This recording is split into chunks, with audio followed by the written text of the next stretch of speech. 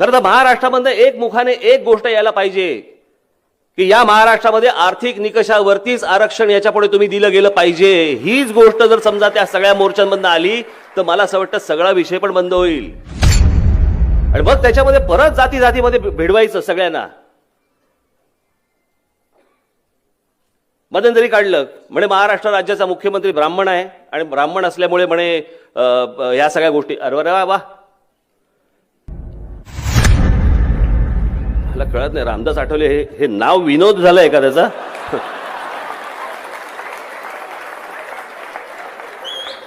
याच्यापुढे सांगायला बरं. हे बघ, परवा दिवशी एक रामदास आठवले ऐकला, चला सांगतो. आज मराठा समाजाचे आज मोर्चे निघतायत, उद्या काहीतरी ओबीसीचे निघतायत, परवा अजून कोणाचे तरी निघतील. कुठे थांबणार आहे? कुठे चाललोय आपण? काय वाढून ठेवलंय महाराष्ट्रासमोर? वाद, भांडणं, हाणामाऱ्या, जातीय दंगली आणि ह्या सगळ्या समाजाचा वापर करणारे हे जे सगळे नेते आहेत, मला असं वाटतं प्रत्येक समाजाने या नेत्यांना पहिल्यांदा ढोंगणावरती लाथ मारून हाकलून दिले पाहिजेत.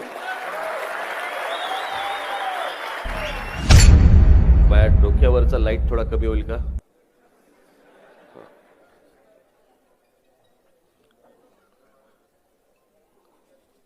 कारण मी काही दिव्याने पेटत नाही, मी आतल्यात पेटतो. आणि मग त्याच्यानंतर एक महिनाभरानंतर मग शरद पवार बोलले. आज मोर्चातनं अनेक विषय बाहेर पडतायत, आरक्षणाचा विषय बाहेर पडतोय. आज शरद पवार सांगतायत की राज्य सरकारने ताबडतोब आरक्षण देऊन टाकावं. अरे वा, तुम्ही का नाही दिलं? 15 वर्ष या महाराष्ट्रामध्ये एनसीपी काँग्रेसची सत्ता होती, देशामध्ये काँग्रेस एनसीपीची सत्ता होती, 10 वर्ष होती, तेव्हा का नाही केलं?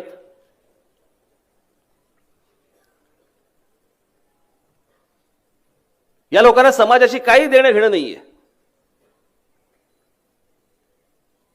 काहीही देणं घेणं नाहीये. यांना फक्त राजकारण कळतं, यांना फक्त निवडणुका कळतात आणि हा समाजाचा वापर या निवडणुकांसाठी कसा करून घ्यायचा एवढंच फक्त या लोकांना कळतं. याच्या पलीकडे यांना काही देणं घेणं नाही. मला असं वाटतं 2013ला सोलापूरला मी एका सोलापूरला का कुठेतरी सोलापूरच्या सभेमध्ये मी हा विषय बोललो होतो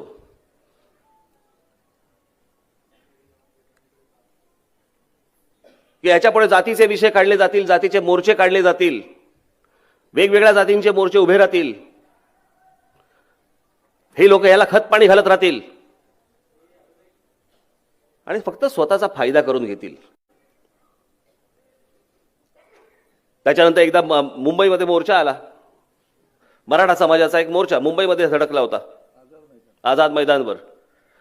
त्या व्यासपीठावरती काँग्रेस एनसीपीचं सरकार असतानाची गोष्ट सांगतोय. त्या व्यासपीठावरती शिवसेनेचे लोक होते, भाजपचे लोक होते, काँग्रेसचे लोक होते, एनसीपीचे लोक होते, सगळे नेते होते.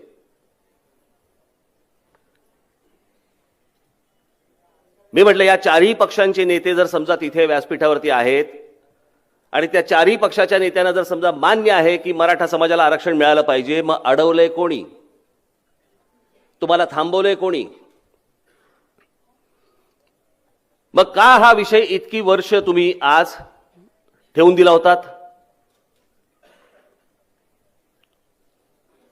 मला वाईट या गोष्टीचं वाटतं या सगळ्या याच्यामध्ये. आता येणाऱ्या नोव्हेंबर डिसेंबरमध्ये जिल्हा परिषद पंचायत समितीचा निवडणुका आहेत. हे काँग्रेस एनसीपी वाले आणि इतर सगळे नेते हे याच्यासाठी तर वापर करून घेणार नाहीत. आणि तो माझा जो मराठा बांधव भगिनी ज्या आज त्या मोर्चामध्ये येते त्याला समजतच नसेल की ह्याचा आपला उपयोग काय करून घेतील हे लोक.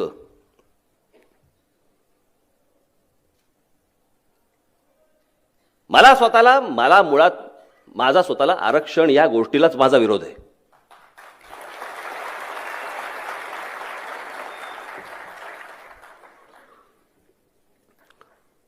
आर्थिकदृष्ट्या जे मागास असतील त्यांना आरक्षण मिळालं पाहिजे.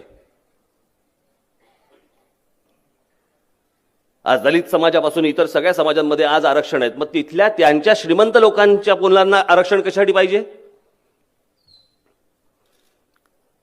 तिथेही जे आर्थिकदृष्ट्या मागासलेले असतील त्यांना आरक्षण द्या. प्रत्येक समाजातला जो आर्थिकदृष्ट्या मागासलेला असेल त्याला आरक्षण मिळू देत, तो वरती आला पाहिजे.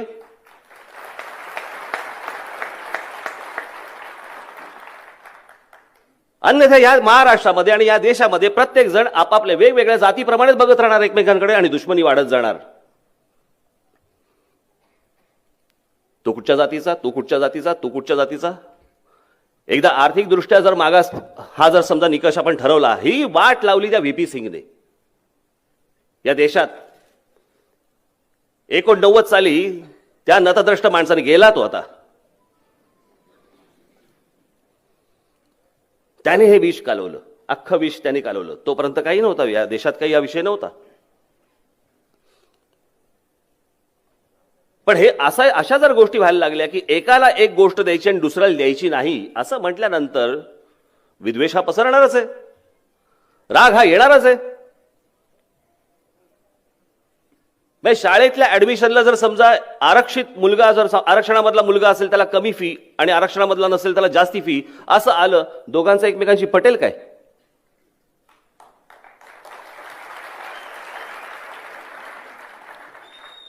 मग तिथे सगळा राग सुरू होतो प्रत्येक गोष्टीवरचा.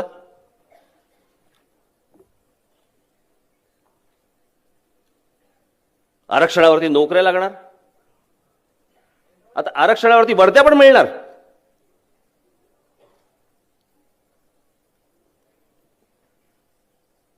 हे सगळे आरक्षणाचे सगळे उद्योग, राजकीय उद्योग, हे तुमच्यामध्ये सगळ्यांमध्ये फक्त दरी निर्माण करायची. दरी, तुमच्यात वाद निर्माण झाले, तुमच्यात भांडण निर्माण झाले की तुमच्याकडनं मतं काढायला सोपं असतं, मतं काढायला सोपं असतं. याच्यासाठीचे हे सगळ्यांचे उद्योग सुरू आहेत. हे आता सगळे जे मोर्चे निघतात त्या मोर्चाच्या सगळ्यात शेवटी हे सगळे काँग्रेस एनसीपीचे नेते का फिरताय तो मागे? निवडणुकीच्या भिका मागायलाच ना.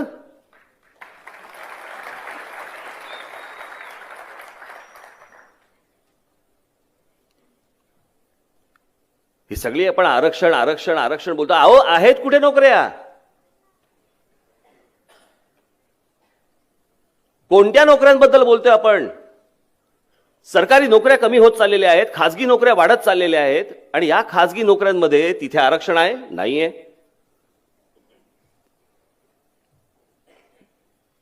मायनॉरिटी आणि खासगी शाळांमध्ये आरक्षण आहे? नाहीये.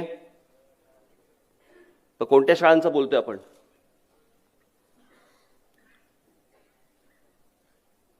आज या संपूर्ण महाराष्ट्रामध्ये मराठा समाजातले इतके मुख्यमंत्री झाले, इतके मंत्री झाले, आज इतके खासदार आहेत तिथे.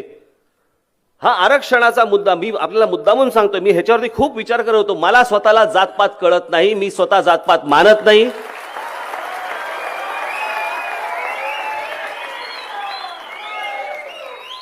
मला आता तुमच्यापैकी बसलेले कोण आहेत आणि इथे बसलेले कोण आहेत यांच्या जातीशी मला देणं घेणं नाहीये.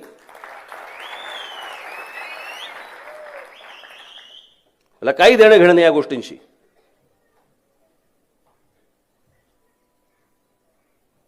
पण हे सगळे आजपर्यंत जे राज्यकर्ते होते, आज त्यातले बरेचसे बहुसंख्य मराठा समाजातले होते, का नाही दिलं तर तुम्ही या गोष्टी?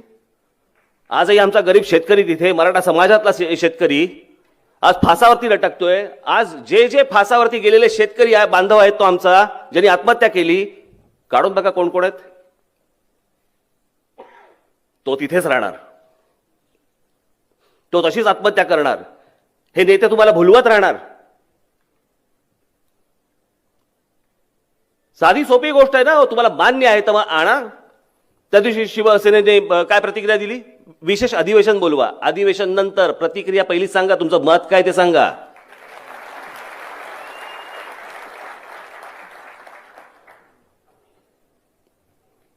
विशेष अधिवेशन समजा उद्या बोलवलं, जरी इथे जरी समजा त्यांनी मान्य केलं तरी ते केंद्रात पाठवायला लागेल.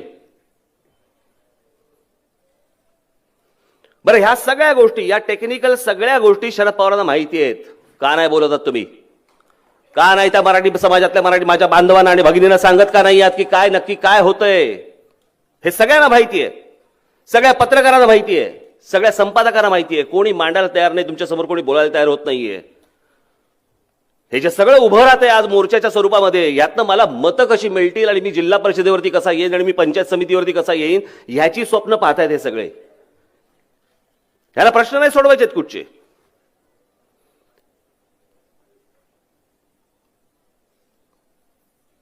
आज हे सगळं प्रकरण समजा आरक्षणाचं आर्थिक निकषावरती जर झालं असतं, हे वाद कधीच उभे राहिले नसते, कधीच उभे राहिले नसते. राज ठाकरे जे तुम्हाला सतत सांगतो ना, या सगळ्या बाकी काही लोकांना वाटतात, नतद्रष्टांना वाटतात राज ठाकरे राजकारणासाठी किंवा निवडणुकीसाठी हड.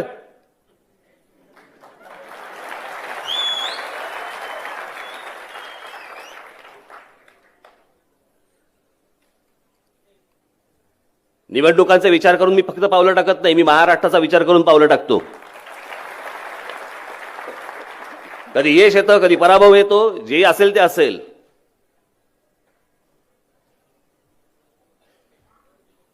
पण आज मी जे सांगत आलो, आजपर्यंत सांगत आलोय, सांगत राहणार की महाराष्ट्रामध्ये जे उद्योग निर्माण होत आहेत त्या उद्योगांमध्ये माझ्या महाराष्ट्रातल्या मराठी मुलांना आणि मराठी मुलींना 100% प्राधान्य तुम्ही दिलं पाहिजे.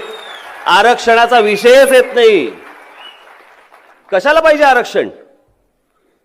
महाराष्ट्रासारखं एक प्रगत राज्य आहे, महाराष्ट्रामध्ये इतके उद्योग उभे राहत आहेत, इतके उद्योग येत आहेत, इतक्या आज नोकऱ्या उपलब्ध होत आहेत. पण त्या सगळ्या उपलब्ध होत असताना आज बाहेरच्या राज्यांमधली लोक येऊन त्या नोकऱ्या घेत आहेत, ते सगळी कामं घेत आहेत. जमीन आमची, पाणी आमचं, आमच्याकडे उद्योग करायला येत आहेत ही सर्व लोक. राज्य सरकारला गेल्या असेल नाही तर आत्ताच्या असेल, यांना सांगता येत नाहीये की तुम्हाला एका अटीवरती आम्ही तुम्हाला इथे तुमचा व्यवसाय उभा करायला देऊ, तुम्हाला पाणी देऊ, वीज देऊ, सगळ्या गोष्टी देऊ. अट एक, माझ्या महाराष्ट्रातली 100% मुलं ही तुम्ही तिथे कामावरती घेतली पाहिजेत. ही एक गोष्ट जर समजा राज्य सरकारने केली, आपल्याला आरक्षणाची आवश्यकताच भासणार नाहीये, गरजच नाहीये. इतर देशभरातल्या सर्व राज्यांपेक्षा महाराष्ट्र खूप पुढे आहे. प्रत्येक उद्योगपतीला वाटतं की माझा उद्योग हा महाराष्ट्रात असावा. एवढे जर समजा उद्योग उभे राहत असतील, एवढ्या जर नोकऱ्या उपलब्ध होत असतील, मी मध्यंतरी बोललो होतो ना त्या रिक्षा आणि टॅक्सीच्या परवान्यांच्या संदर्भामध्ये, कोणाला मिळणार होत्या? आमच्या महाराष्ट्रामधलं एक नागपूरचं हायकोर्ट काय सांगतं की महाराष्ट्रामध्ये जर समजा तुम्ही रिक्षांना आणि टॅक्सींना परवानगी देणार असाल, परवाने देणार असाल, तर त्याला मराठीच्या सक्तीची गरज नाही. वा रे वा.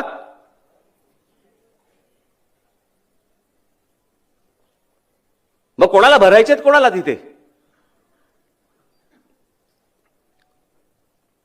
आज महाराष्ट्रासारख्या अनेक जे शहरं उभी राहत आहेत, मुंबई असेल, ठाणा असेल, नाशिक असेल, पुणा असेल, नागपूर असेल, औरंगाबाद असेल, अनेक शहरं जी उभी राहत आहेत,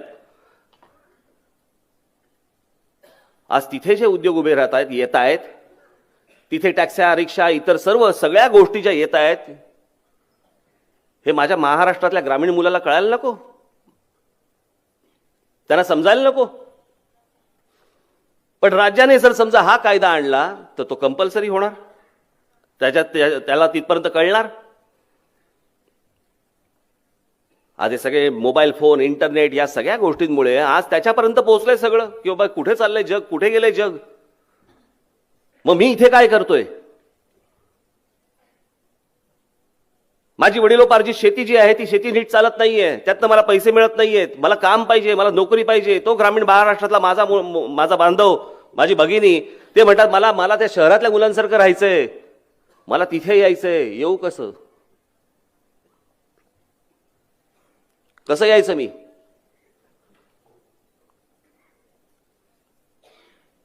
हा नुसता शिक्षण आणि नोकरीचा फक्त प्रश्न नसतो. हा विषय फक्त शिक्षण आणि नोकरी पुरताचा नाहीये. आज त्याचं कुटुंब उभं राहतं, त्याचं लग्न होतं. या सगळ्या गोष्टी करण्यासाठी म्हणून त्याला शिक्षण हवं, त्याला नोकरी हवी, त्याला सगळ्या गोष्टी हव्या. आणि ही सगळी स्वप्न पाहत असताना मला तिथपर्यंत पोहोचता येत नाहीये, हे माझ्या महाराष्ट्रातल्या जर समजा माझ्या बांधवांना आणि भगिनींना जर समजा वाटत असेल, आणि त्याच्यातनं हा जर समजा राग निर्माण होणार असेल, आणि या रागातनं जर समजा आरक्षणाचा विषय येणार असेल, आणि या आरक्षणाचा फायदा जर समजा हे सगळे बाकीचे सगळे गधडे नेते घेणार असतील, उपयोग काय या ताकदीचा?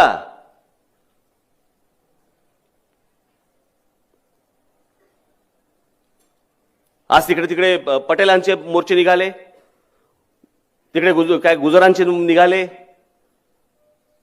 अजून कोणाकोणाचे निघाले. काय झालं? काही नाही झालं पुढे.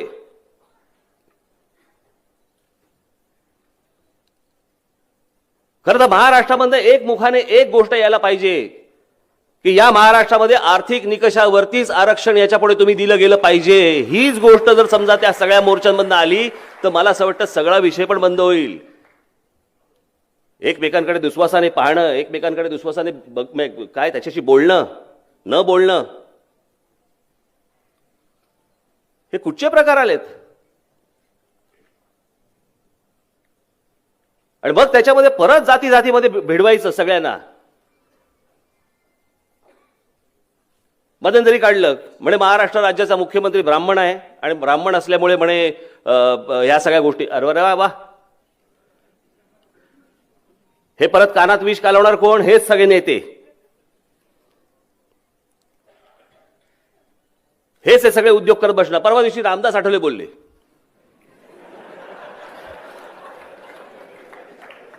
मला कळत नाही रामदास आठवले हे नाव विनोद झालंय का त्याचा?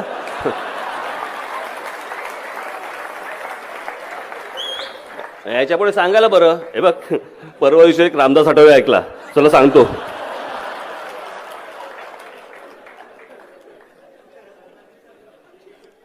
हो, काय रामदास आठवले म्हणाले की म्हणे सवर्णांना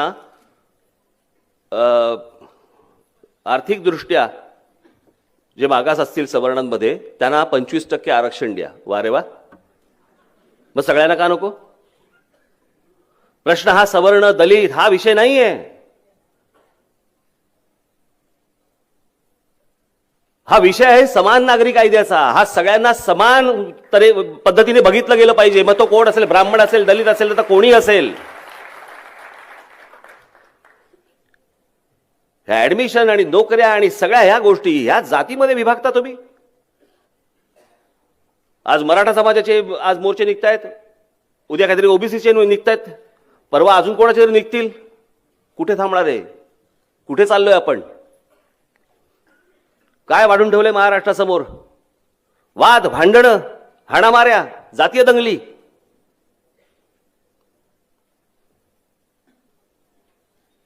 आपण या दरीत जाणार आहोत का आता याच्या पुढे? आणि या सगळ्या समाजाचा वापर करणारे हे जे सगळे नेते आहेत, मला असं वाटतं प्रत्येक समाजाने या नेत्यांना पहिल्यांदा ढोंगणावरती लाथ मारून हाकलून दिले पाहिजेत.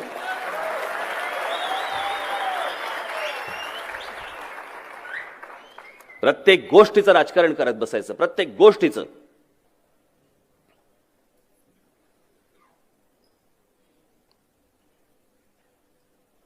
ह्या समाजाची लोक इथे किती आहेत, मग त्या समाजाचा उमेदवार टाका. मग ह्या समाजाचे इथे किती आहेत, त्या समाजाचा. काय प्रकार आहे हा कोणता प्रकार आहे?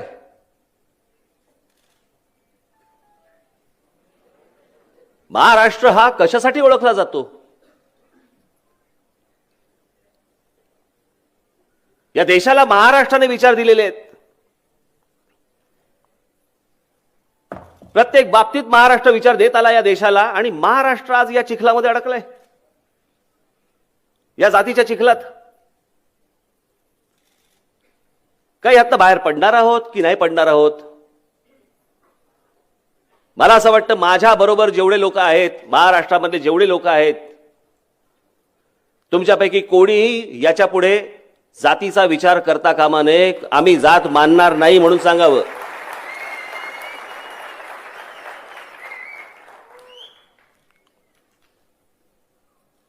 नजीकच्या काळामध्ये जर माझी पंतप्रधानांची जर भेट झाली तर मी त्यांना सांगणार आहे की बहुमत आहे तुमच्या हातामध्ये, आरक्षण हे आर्थिक दृष्ट्याच तुम्ही आणलं पाहिजे, हे मी तुम्हाला नक्की सांगणार.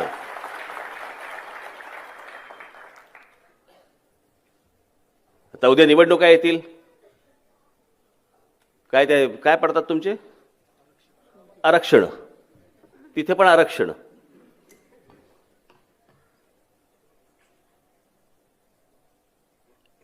कुठे चाललोय आपण? काय करतोय? कुठे जग चाललंय? कुठे होत आपण? या असल्या माझे हात जोडून तुम्हाला सगळ्यांना विनंती आहे, माझी महाराष्ट्रातल्या माझ्या तमाम बांधवांना, भगिनींना विनंती आहे माझी, या नका चिखलात अडकू. प्रत्येकाच्या मनात काय पेटलंय मी समजू शकतो, प्रत्येकाच्या मनात काय आहे हे मला समजू शकतं. पण ते प्रत्येक गोष्ट जर समजा आपण जातीच्या वरती जर घासून पुसून पाहायला गेलो ना आपण, आपण खोलात जाऊ, निश्चित खोलात जाऊ आपण. आणि एकदा या गर्तेत सर सापडलो ना आपण, तर महाराष्ट्राचा बिहार आणि उत्तर प्रदेश व्हायला वेळ लागणार नाही. तिकडे तीच परिस्थिती आज. आज आपल्याकडे तरी अजून परिस्थिती तशी नाहीये, पण ती येईल, वाढेल. माझे एक मित्र गेले होते उत्तर प्रदेशमध्ये, एका ढाब्यावरती बसले होते. बघा, विचार करा, म्हणजे कुठच्या लेवलला हा प्रकार तिथे असतो तो विचार करा. त्या ठिकाणी आपल्याला जायचंय का? ते बसले होते, त्यांनी चहा मागवला. त्या ढाब्याचा मालक आला आणि त्याने विचारलं, त्याच्याकडे बघितलं. हा हसण्याचा विषय नाही आहे, मी खरंच सांगतोय तुम्हाला. त्या माणसाने त्यांच्याकडे बघितलं आणि विचारलं, कौन सी जात से हो? कौन सी जात से हो? आजपर्यंत महाराष्ट्रात हा प्रकार अजूनपर्यंत नाहीये, पण हा उद्या वाढीस लागेल. आणि हा वाढीस लागला ना, ही एकमेकांची टाळकी फिरायला लागली ना, हा महाराष्ट्र शांत नाही होणार. माझी महाराष्ट्रातल्या नेत्यांना ही हात जोडून विनंती आहे, नका राजकारण करत बसू याच्यावरती. निवडणुका येतील जातील. आज काँग्रेस एनसीपीला पराभव पत्करावा लागला असेल, पण पुन्हा विजय प्राप्त करण्यासाठी म्हणून या महाराष्ट्रातली डोकी नका भडकवू तुम्ही. ही जाती जातीची विष कालवून हा महाराष्ट्र बर्बाद करू नका. निवडणुका ज्या वेळेला यायच्या त्यावेळेला येतील. आज आमच्या शहरांची वाट लागलेली आहे, आमच्या महाराष्ट्रातल्या ग्रामीण भागाची वाट लागलेली आहे. ग्रामीण महाराष्ट्रातला माणूस म्हणतोय की मला शहरात जायचंय, शहरातला माणूस म्हणतो मला शहर सोडून बाहेर जायचंय. आज जे संकट हा राज ठाकरे जे सांगतोय ना तुम्हाला, की हे जे बाहेरून सतत जे येत आहेत आपल्याकडे, याने जो महाराष्ट्र भरला जातोय, त्याचं काय करायचं? आपण आपापसात डोकी फोडून घेऊ आणि हे महाराष्ट्रामधलं लोणी खायला हे सगळे बाहेरच्या राज्यातले लोक येतील आणि येत आहेत, घेतलेलं आहे, अजून येत आहेत. हा विद्वेष पसरवण्याचा भाग नाहीये. माझं तर मत आहे की प्रत्येक राज्याने आपापला विकास करावा आणि मोठं व्हावं.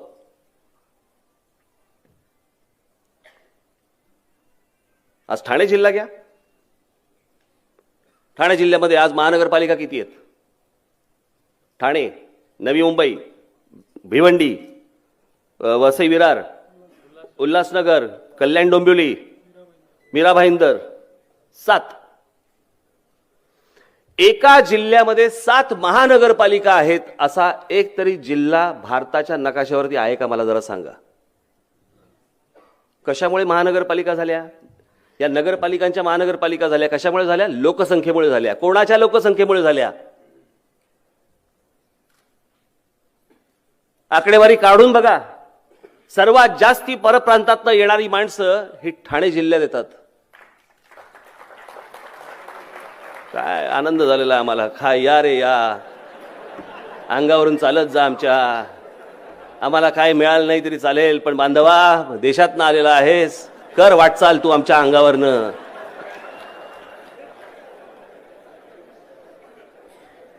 हे धोके नाही समजणार, हे धोके नाही समजणार. हे घरापर्यंत ज्यावेळेला उंबरठ्यापर्यंत येतील ना धोके, त्यावेळेला समजेल. आमच्याकडे जोपर्यंत स्वतःच जळत नाही ना, हे जे चालू आहे ना आता आपल्या देशामध्ये, तिथे आमचे जवान मरतायत, आम्हाला काय नाही त्याचं. आमचं सगळं आनंदात सुरू आहे. पाकिस्तानी कलावंत हवेत का आम्हाला चित्रपटामध्ये बघायला? आवडतील. आमच्याकडे गुलाम अली चालेल का? त्याची कॉन्सर्ट चालेल का? चालेल, आम्ही बघायला जाऊ. तो कोणासाठी लढतोय?